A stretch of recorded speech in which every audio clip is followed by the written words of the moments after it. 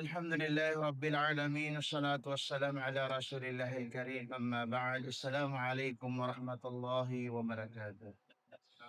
Alhamdulillah, purihin natin at dakilain ang Allah subhanahu wa ta'ala. Ayuhal mu'min, o na ikaw na mananampalataya, magpasalamat ka sa Allah. Dahil sa ikaw ay nasa biyaya palagi ng Allah subhanahu wa ta'ala. Kahit ano ang iyong sitwasyon, ikaw ay palaging nasa biyaya ng dakilang Allah subhanahu wa ta'ala. Pakinggan mo ang kalima na ito. Anta daiman ala ni'matillah. Fa in kunta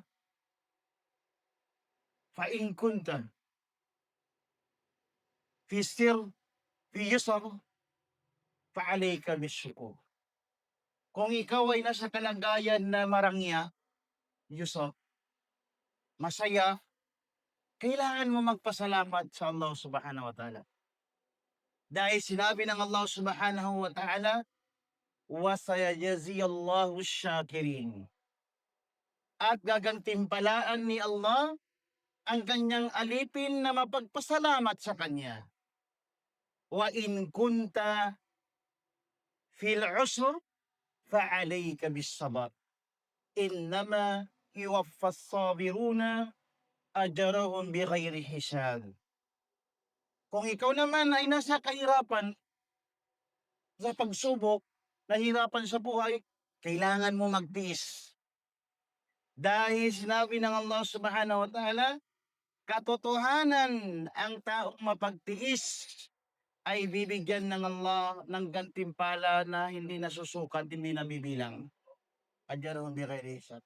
Kaya ang sabi ng propeta sallallahu alaihi wasallam, ajaban li amril mu'min, inna amrahu kullahu lahu khair wa laysa dhaka li ahadin illa lil mu'min. In asabat sarra fa syakara fa kana khairan lahu wa in asabat darra fa sabara fa kana khairan lahu. Sinabi ng mahal na Rasul sallallahu alaihi wasallam, nakamamangha ang katangian ng mga mananampalataya. Kamangha-mangha. At wala kang makikita na katangian nito maliban sa mga mananampalataya. Kung sila ay nasa karangyaan, sila ay nagpapasalamat. Kung sila ay sinubok ng Allah, sila ay nagtitiis, nagsasabar. Dahil ang totoong mananampalataya ay may katangian na sabar at saka syukur. As-sabir wa syakir fil jannah.